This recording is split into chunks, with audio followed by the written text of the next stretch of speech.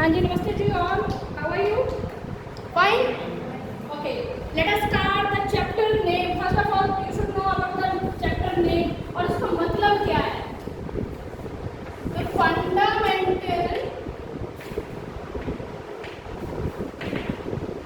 unit of life. यही chapter का नाम है बेटे. This is your chapter number 1 of biology. Fundamental unit of life का मतलब है ऐसी स्ट्रक्चर जो तुम्हारी पूरी लाइफ को होल्ड करने का काम करती है. तुम्हारी पूरी लाइफ उस स्ट्रक्चर के ऊपर डिपेंड है. ठीक है. जिस स्ट्रक्चर का नाम हम क्या बोलेंगे? Cell. Ultimately that structure name is cell.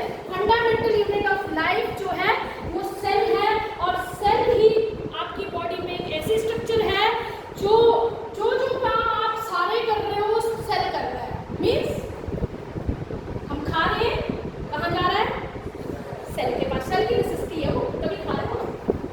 Cell तभी ग्रो करेगा, तभी आपकी पूरी बॉडी बनाएगा, बहुत सारे काम करेगा, वो सेल पे डिपेंड है. ठीक है. तो सेल क्या कर रहा है? खाना भी खा रहा है. तुम सांस ले लो, कहाँ जा रही है?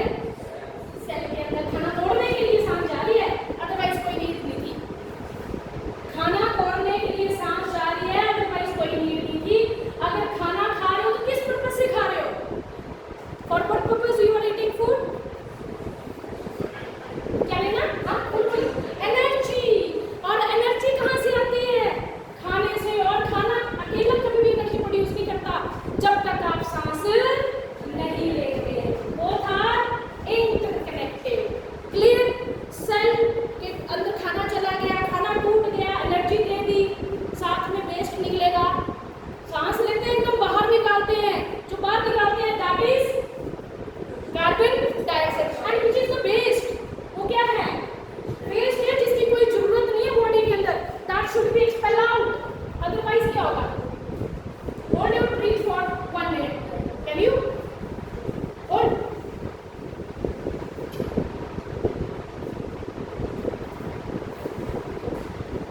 What do you feel? Suffocation? Yes और नो? क्या फील हो रहा? और सफोकेशन क्यों हुई? क्योंकि वो एक वेस्ट था, उसका बाहर आना जरूरी था, क्योंकि अंदर चाहिए थी ऑक्सीजन. इसलिए बोलते हैं जितना भी वेस्ट है वो बाहर निकलना चाहिए. और काम कौन कर रहा है? वो अल्टीमेटली कौन कर रहा है? सेल. इसलिए सेल को क्या बोला गया है? सेल इज ए, अगर मैं सेल की डेफिनेशन दूं, cell is a basic structural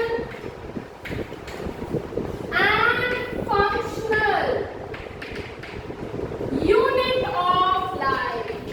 Unit of life. भाई सेल ही है जो जितने भी काम आपकी बॉडी में हो रहे हैं वो किसकी वजह से हो रहे हैं? सेल की वजह से हो रहे हैं. किसकी वजह से हो रहे हैं? आपकी बुक में सबसे फ्रंट पेज पे दिया गया है कि आपकी अर्थ पे जो स्पीसीज है वो कितनी है? 8.7 million. How many species on the earth? Millions species हैं, जिसमें से 1.7 ही डिस्कवर हुई है अभी. कितनी? 1.7 स्पीसीज. स्पीसीज क्या हुआ? एक जैसे ऑर्गेनिज्म. जैसे you are human species, you are homo sapiens, all are homo sapiens. Plant है, अलग अलग स्पीसीज के. मैंगो का अलग है, गुआवा का अलग है, वो सारी स्पीसीज है. स्पीसीज के अंदर बहुत सारे सिमिलर ऑर्गेनिज्म एक ग्रुप में रखे जाते हैं, तो उसको क्या बोला जाता है? जिनके सिमिलर कैरेक्टर होते हैं. ह्यूमन के सिमिलर कैरेक्टर है, सारे हम जैसे कैरेक्टर है हमारे, बस शक्लें अलग अलग है. हाँ या ना? तो हम क्या है स्पीसीज. तो इस तरह से हमारी अर्थ पे कितनी स्पीसीज है बेटा जी? 8.7 मिलियन. ठीक है. जिसमें से कितनी डिस्कवर है अभी? 1.7. और जिसमें से एनिमल कितने हैं? 1.2. और आपके प्लांट कितने हैं? 1 मिलियन ओनली. प्लांट कितने हैं? 1. मतलब एनिमल ज्यादा है, प्लांट थोड़े कम है. एनिमल ज्यादा है. ठीक है. अब 1 by 1 मैं आपको थोड़ा सा सेल की हिस्ट्री के बारे में बताऊंगी कि सेल कैसे डिस्कवर हुआ. ठीक है. डिस्कवरी ऑफ सेल क्या पढ़ेंगे हम? सबसे पहले आपकी बुक में सबसे फ्रंट पेज पे लिखा हुआ है डिस्कवरीज. क्या लिखी हुई है?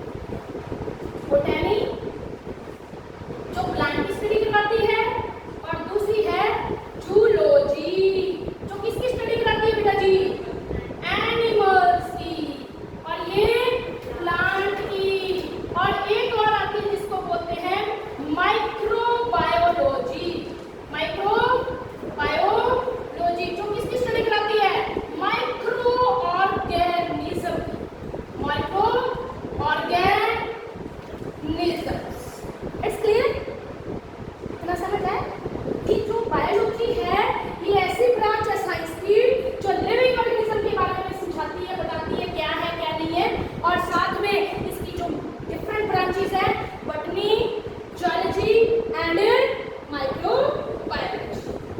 इसलिए इतना क्लियर हुआ। अब डिस्कवरी के पे थे ना, आप जब भी मेरा लेक्चर सुनेंगे साथ साथ में लिखेंगे भी, ऐसे नहीं बैठना है। You should open your notebook as well as pen. College का लेक्चर नहीं सुन रहे हो आप, अगर हर चीज याद हो जाएगी तो उसकी क्या जरूरत है ना। थोड़ा सा अवेयर हो जाओ इस चीज के लिए, लिखना बहुत जरूरी है, ये तो नाम ही नहीं लिखने आएंगे आपको। सबसे पहले सुनिए फिर लिखिए उसको, बेस्ट प्रैक्टिस होती है लिखने की। And the third one is, अब सेल के अंदर बहुत सारी चीजें होती हैं। सेल के अंदर सेल का डिस्कवरी मैंने पढ़ लिया, उसके बाद आपने सेल के अंदर क्या होता है पढ़ ली, इस तरह से न्यूक्लियस होता है जिसको क्या बोलते हैं, ब्रेन ऑफ द सेल। क्या बोलते हैं, जो ये ब्रेन ऑफ द सेल है that was discovered by Robert brown. किसने डिस्कवर किया था न्यूक्लियस, रॉबर्ट ब्राउन। उसके बाद फोर्थ पे आता है आपका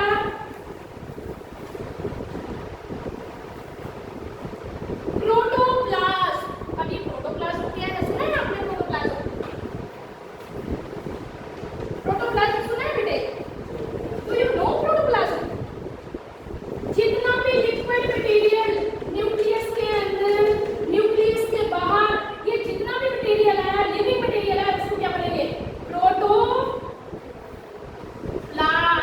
क्या बोलेंगे, ये प्रोटोप्लाज्म वाज डिस्कवर्ड बाय पुरकिंजे। क्या नाम है बेटा साइंटिस्ट का, पुरकिंजे। प्रोटोप्लाज्म क्या नाम है, पुरकिंजे। क्लियर होगा, इट्स क्लियर। ओके, फिफ्थ पे डिस्कवरी आई थी, जिन साइंटिस्टों ने डिस्कवर किया है वो किया था cell lineage. That was discovered by your, एक था ये रॉबर्ट, अच्छा, सेल थ्योरी लिखिए यहाँ पे, सेल थ्योरी। सेल थ्योरी का मतलब है कि प्लांट और एनिमल बने किससे, किसने डिस्कवर किया था। That was discovered by Schleiden and Schwann. ये इन्होंने दी थी सेल थ्योरी। क्या नाम लिखते हैं, cell theory was given by Schleiden and Schwann. एक बोटैनिस्ट था, एक जूलॉजिस्ट था। एक क्या था, एक ने बॉटनी के बारे में बताया था कि सारे प्लांट सेल से बने हैं, और एक ने बताया था कि एनिमल सेल जो है एनिमल सेल से बने हैं। प्रॉपर्ली एक्सप्लेन किया था कि क्या क्या होता है इनके अंदर। That this theory is given by Schleiden and Schwann. और इसको क्या बोलते हैं, सेल थ्योरी। क्वेश्चन आता है व्हाट इज सेल थ्योरी, इसके कैरेक्टरिस्टिक्स क्या हैं बताइए। इन्होंने क्या क्या लिखा था इसके बारे में, क्लियर। इन्होंने लिखा था सबसे पहली बात कि every organism made up of cell, made up of cell. जितने भी लिविंग ऑर्गेनिज्म है all are made up of cell. Plant के बारे में लिखा था सेल्डन ने कि all plant are made up of plant cell और all animal made up of animal cell. And ये सारी चीजें लिखी थी कि सेल जो है सेल, और इसमें इन्होंने ही बताया था कि cell is the structural functional unit of life.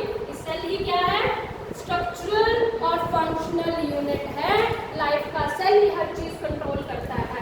Clear है ना? आपको पता है हम एक सिंगल सेल से आए हैं। Every organism come from a single cell, और उस सिंगल सेल का नाम क्या है,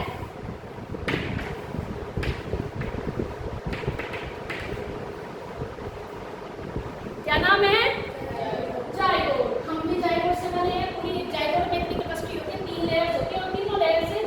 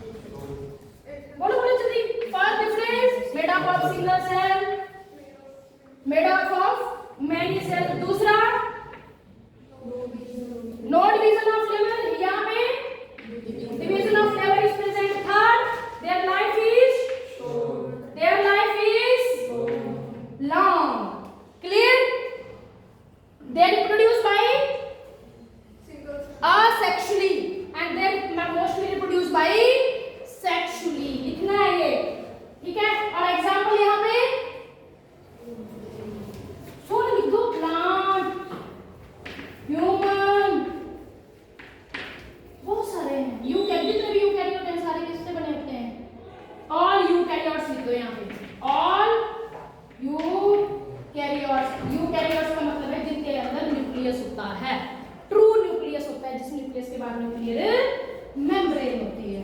क्लियर और नॉट? हाँ जी, डन। साथ साथ में जो जैसे मैं नोट्स बना रही हूँ ये नोट्स आपकी नोटबुक पे भी होने चाहिए, कलर्ड फॉर्म में। किस फॉर्म में? जब आप यहाँ लिखो तो यहाँ भी अगर कलरफुल पेन यूज करोगे तो ज्यादा बेटर रहेगा, ठीक है। Eukaryote, eukaryotes. हाँ जी, इतना ठीक है, समझ आया? आज के लिए बहुत है, ज्यादा बैठने नहीं देती, आराम आराम से करेंगे, ठीक है। हमारे पास टाइम बहुत है, स्टार्टिंग है अभी ईयर्स की। तो आई होप मैं बस इतना एक्सपेक्ट करूंगी, जो मैंने आज पढ़ाया उसको घर जाके अपनी बुक से जरूर पढ़ना है। ये नोट्स की फॉर्म में घर जाके आपके पास बुक है, ये बुक आपने जरूर पढ़नी है, बेसिक कंसेप्ट जरूर पढ़ने हैं। मैंने हर चीज बता दी यहाँ से। एक माइक्रोस्कोप का रह गया, इलेक्ट्रॉन माइक्रोस्कोप की डिस्कवरी रह गई, नुल रुस्का लिखना है उसका नाम, लास्ट में लिखा हुआ है, क्या नाम है? नुल रुस्का। और हर चीज पढ़नी है जो दी हुई है कि मैंने इसके अंदर, देख लो इसमें थोड़ा डीप भी दिया हुआ है बहुत सारी चीजें, ठीक है। वैसे मैक्सिमम मैंने समझा दी है इसके अंदर, बट जो रहता है आप घर जाके थोड़ा सा उसको खुद देखें। जब तक खुद सेल्फ स्टडी नहीं करोगे पढ़ना नहीं आएगा, टीचर चाहे जैसे मर्जी समझा दे, पर घर जाके अगर उसको नहीं पढ़ोगे तो वॉश आउट हो जाएगा सब कुछ। डेली में डेली पढ़ना है। मेरी क्लास का रूल सबसे पहली बात, असाइनमेंट के लिए फोल्डर लगाना है, ठीक है बेटे। बुक्स प्रॉपर आपके घर पे होनी चाहिए, कवर्ड होनी चाहिए। बुक्स स्कूल में नहीं ना भी लेके, वैसे तो लेके आनी चाहिए ताकि आप थोड़ा सा एनालाइज भी कर लो, टीचर कहीं गलत तो नहीं पढ़ा रहा है, ठीक है। वो तो आपके हाथ में है। तीसरा, आपका काम डेली का डेली होना चाहिए। मुझे नहीं पता, मेरे को कोई बहाना लगाए मैं क्लास से बाहर निकालती हूँ बेटा। आई विल नॉट टॉलरेट जो भी है बहानेबाज, ठीक है। वो रिस्क नहीं लेना अपने उसके साथ। मैं चाहती हूँ मेरे को कोऑपरेट करोगे तो मैं भी कोऑपरेट करूँगा बेटा, ठीक है।